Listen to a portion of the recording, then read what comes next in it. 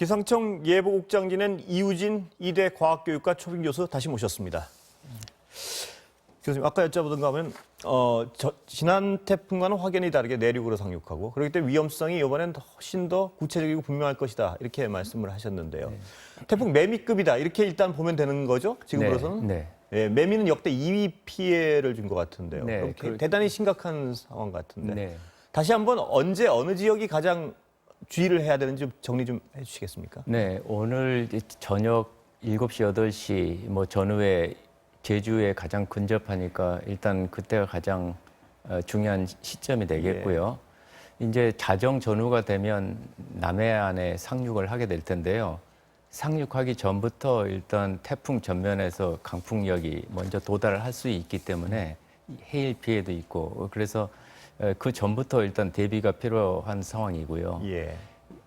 내일 아마 오전 정도 되면 이제 남부지방부터 점차 태풍의 영향부터 벗어날 걸로 보여서 결국 그 오늘 밤부터 내일 새벽까지가 최고로 주의를 해야 될 상황이라고 생각이 됩니다. 그렇다면 일단 전국적으로 영향권에서 벗어나는 거는 내일 오후쯤 보면 될까요? 내일 오전부터 남쪽부터 점차 조금씩 호전될 걸로 보입니다. 서울은 어떻습니까, 교수님? 서울은 언제쯤? 서울은 아마 내일 새벽이 가장 중심에서부터 근접할 거라고 보여지고요. 예. 그 바람도 바람이지만 일단 우리나라 북서쪽에 찬 공기하고 서해상에서 이렇게 따뜻한 공기가 대치를 하고 있기 때문에 이제 이 서쪽 지방은 바람도 바람이지만 이제 비에 대해서도 좀 주의를 해야 되겠습니다. 수도권에 비가 많이 오겠군요.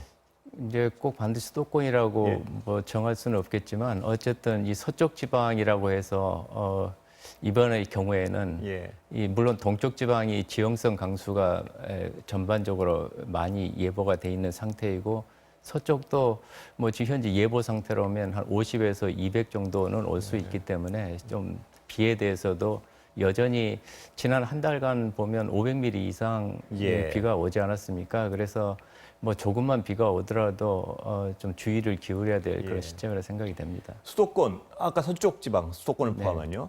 바람 피해는 어느 정도로 예상하십니까? 바람 피해는 이제 이 강풍력 안에 여전히 들어있기 때문에 이 서쪽 지방이라 하더라도 한 15m에서 초속 15m에서 25m에 해당되는 뭐 바람이 불 걸로 보여지고요. 그 정도면 어느 정도 위력으로 이제 그 정도면 보통 우리가 초속 20m 정도면 사람이 이제 쓰러질 수 있는 그러니까 몸을 가누기 좀 굉장히 어려운 상태이고요.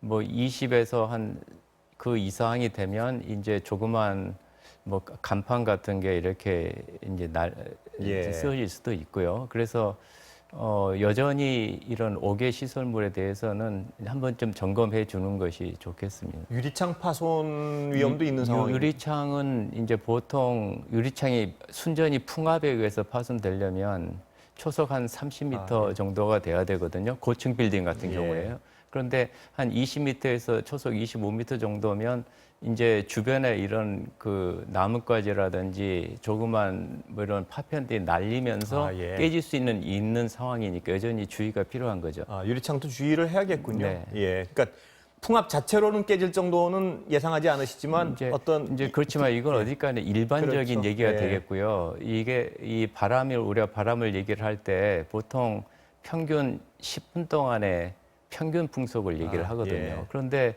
3초 동안에 순간적으로 부는 돌풍은 이것보다 도심지 같은 경우 심할 경우는 2배 정도 이런 돌풍이 불 수도 있거든요. 그래서 어쨌든 이런 그 기본적인 수치보다도 좀 높은 수준으로 이렇게 대비를 해야 된다는 해주는 것이 더 안전할 거라 생각이 됩니다.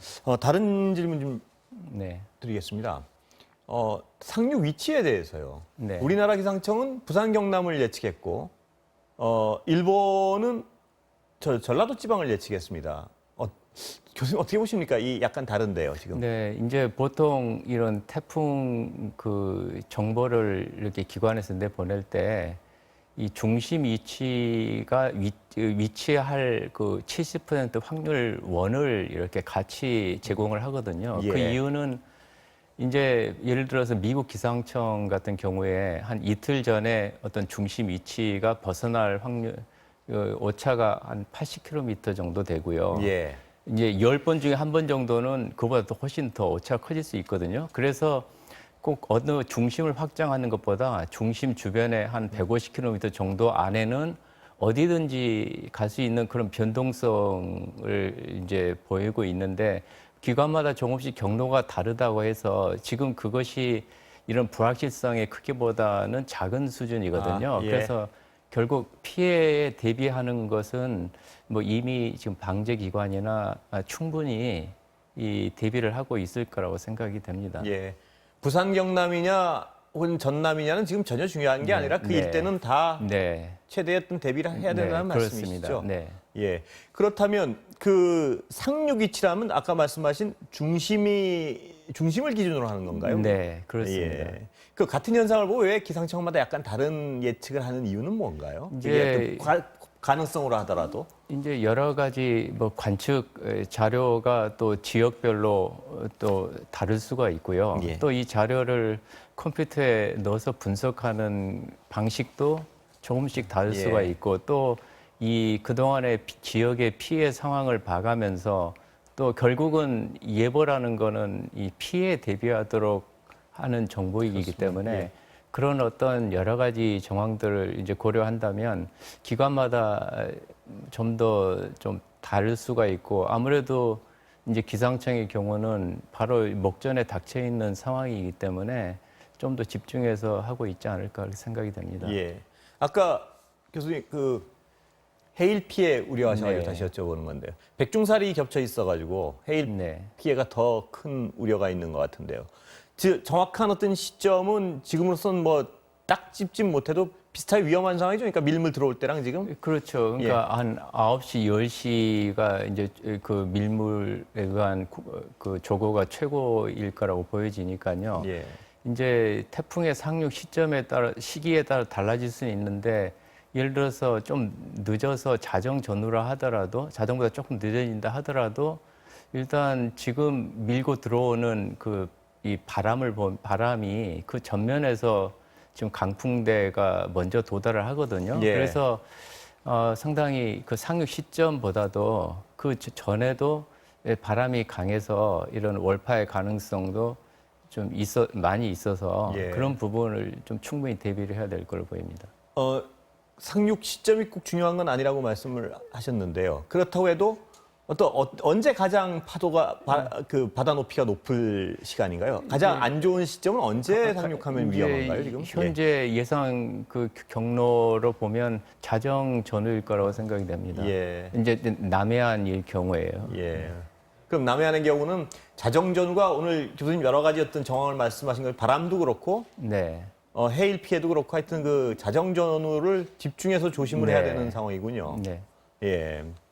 그 상황은 새벽 2, 3시까지 이어지는 거라고 봐야 되나요? 그렇습니다. 그 다음에는 중부 지방이 더 위험해지는. 그 다음에는 이제 아무래도 바람에 직접 영향을 받는 것은 이 태풍이 북상하면서 영동의 동해안 지방 쪽으로 이제 더 우선 주의가 필요하고요. 다른 지역도 이 태풍의 강풍 반경에 지금 대부분의 우리나라 구역이 들어가기 때문에 대비해야 되죠. 특히 이 동해안 쪽을 중심으로 해서 이제 더 새벽으로 가면서 대비가 필요하지 않을까 생각이 됩니다. 동해안도 역시 해일 피해는 우려해야 되는 상황인가요? 해일이라기보다도 이제 파도가 높고 그래서 동해안은 해일은 아닌가요? 이제 뭐 그렇게 표현할 수도 있겠지만 일단 상대적으로 남해안보다는 이제 해상의 파고는 굉장히 높거든요. 그래서 월파의 가능성은 여전히 있지만 이 남해안과는 조금 이 강도면에서는 다르지 않을까 생각이 됩니다.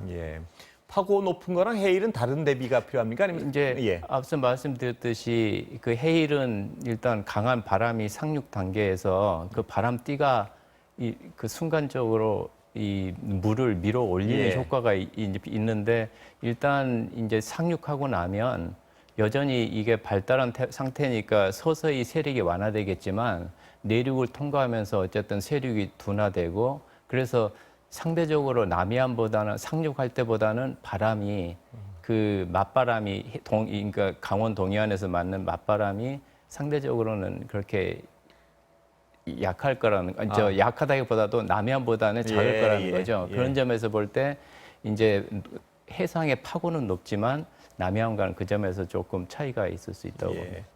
교수님 잠깐 그 시간 나는 동안 밖에서 보셨는지 모르겠는데 이 진행 속도는 예측과 어떻습니까?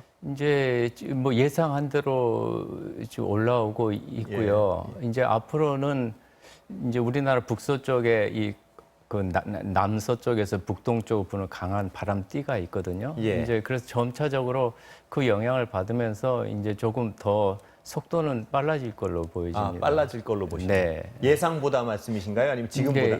지금보다 이제 아마 그렇게 예상을 해서 이제 예상 경로가 나와 있다고 보여집니다. 예. 걱정은 태풍이 또 올라온다면서요.